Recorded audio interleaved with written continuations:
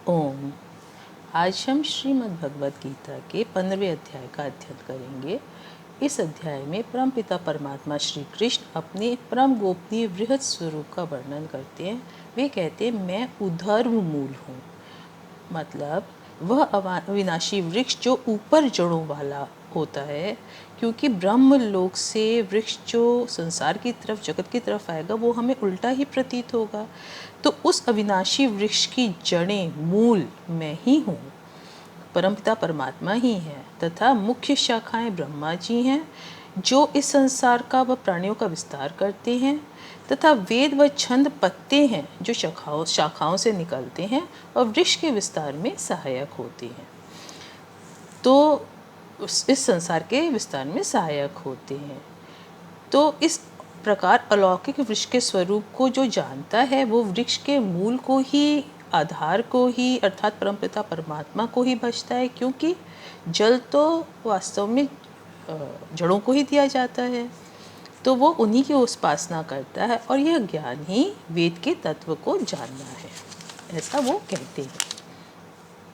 फिर श्री कृष्ण कहते हैं कि मनुष्य इस संसार में अपने अहंकार, ममता और वासना के कारण कर्म करता है। अपने ईगो, अटैचमेंट्स, डिज़ायर्स, लॉन्गिंग्स की वजह से काम करता है। वह विषय भोगों में लिप्त रहता है, सेंसरी ऑब्जेक्ट्स में लिप्त रहता है। इन्हीं कर्मों के अनुसार आत्मा नया जन्म लेती है। यही कर्म सिद्धांत है, जैसे कर्म करते हैं उसी के अनुसार आत्मा नया जन्म लेती है। मनुष्य योनि ही ऐसी है जिसमें जन्म लेकर कोई भी अपने कर्मानुसार मोक्ष को, अथवा स्वर्गलोक को, अथवा मनुष्य योनि को ही, अथवा छोटी योनियों को जैसे पशु या कीट योनि को प्राप्त करता है।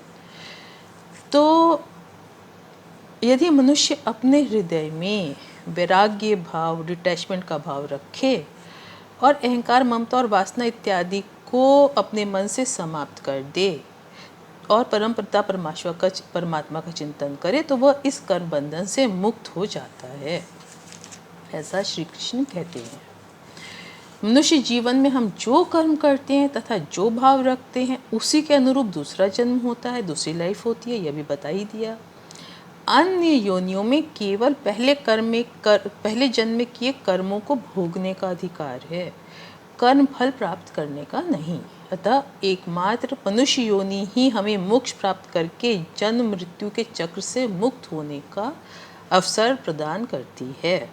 तो श्री कृष्ण कहते हैं, इसके लिए मनुष्य को मेरी शरण में, परमपिता परमात्मा की शरण में जाना चाहिए, मेरे समक्ष समर्पण करना चाहिए, जिसको करने से अभिमान व मोह समाप्त हो जाते हैं। क्योंकि समर्पण करोगे तो अभिमान और मोह तो समाप्त हो ही जाएंगे, और सारी कामनाएं, डिज़ायर्स, आसक्ति भी समाप्त हो जाती हैं। सुख दुख आदि द्वंद्वों से इंसान मुक्त हो जाता है और अविनाशी परम पद प्राप्त करता है, ईश्वर को, परमात्मा को प्राप्त करता है।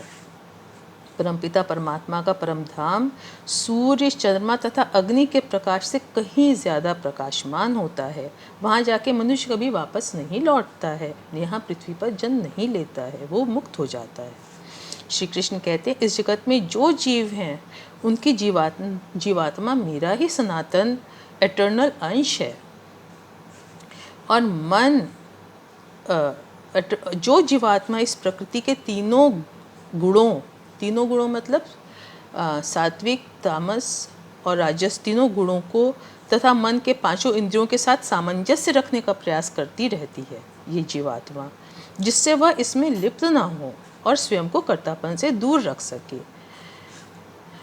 जिस प्रकार वायु एक स्थान से गंध लेकर दूसरे स्थान पर बहती है, ऐसे ही आत्मा पहले वाले शरीर से संस्कार को, भावों को, प्रवृत्तियों को लेके दूसरे शरीर में जाती है।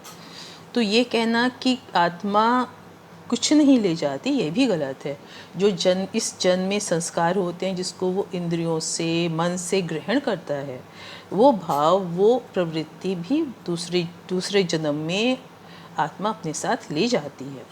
फिर श्री कृष्ण कहते हैं कि अर्जुन, आत्मा का ये ज्ञान योगी जन भी बहुत यत्न से प्राप्त करते हैं, ये बहुत गूढ़ रहस्य है। और अज्ञानी जन तो अपने हृदय में स्थित आत्मा को मन बुद्धि से तो अलग ही नहीं जान पाते हैं, प्रयास करके भी नहीं, क्योंकि उनकी आत्मा इंद्रिय, मन और बुद्धि के साथ तीनों गुणों में और विषय भोगों में लिप्त रहती है। अब परमपिता परमात्मा श्री कृष्ण अपने अव्यय रूप का, अप्रमेय रूप स्वरूप का ज्ञान अर्जुन को देते हैं। इमेजरेबल, इम्पेरिशेबल स्वरूप का ज्ञान अर्जुन को देते हैं। वे कहते हैं जो अग्नि का, चंद्रमा का और सूर्य का तेज है उसको मेरा ही तेज समझो, जो पृथ्वी में प्रवेश करके अपनी शक्ति से सबको धारण पोषण करता है, जो वृक्ष, जो भोजन, जो औषधि बनाते हैं वो सब मैं ही हूँ। भौतिक रूप से मैं इस प्रकार उपस्थित हूँ। और वो कहते हैं कि पुष्णामि च औषधि सर्वाः सोमः भूत्वा रसात्मकः, सोम रस, सोमः रस भूत्वा रसात्मकः, सोम रस औषधि होकर मैं ही सबको पुष्ट करता हूँ। इस प्रकार वो कहते हैं कि सोमरस कोई मदिरा, इस प्रकार गीता के हिसाब से सोमरस कोई मदिरा नहीं है, अपितु औषधि है जो पुष्ट करती थी, जिसको देवता व मनुष्य पीते थे। श्री कृष्ण कहते हैं मैं ही प्राणियों के शरीर में स्थित अग्नि हूँ, जो भोजन के को चार प्रकार से पचाता है। भक्ष्य चबाकर, भोज्य निगलकर जैसे तरल पदार्थ दूध पानी, लेह चाटकर जैसे चटनी, और चोष्य चूसकर जैसे गन्ना इत्यादि। तो इस प्रकार मैं मनुष्य के शरीर में भी उपस्थित हूँ, रासायनिक रूप से उपस्थित हूँ, रासायनिक रूप में हूँ।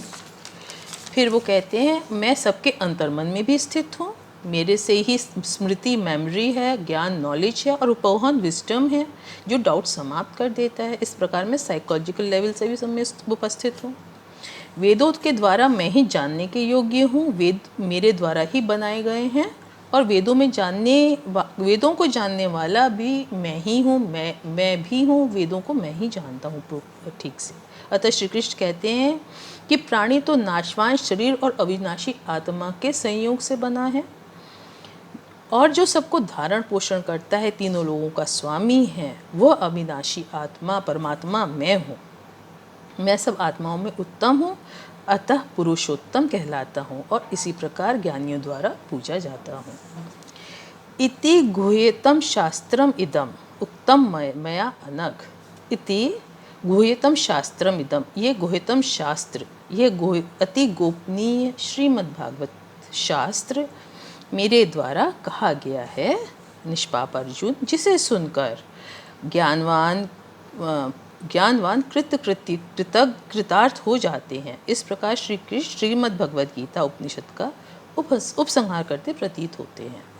इस अध्याय में परमपिता परमात्मा श्री कृष्ण ने अपने पुरुषोत्तम स्वरूप को बताया है तथा आत्मा के गूढ़तम रहस्य को समझाया है, जिसे सुनकर ज्ञानवान मनुष्य प्रेम सहित निरंतर ईश्वर का चिंतन करते हैं। तो यह अध्याय यहीं समाप्त होता है। ओम।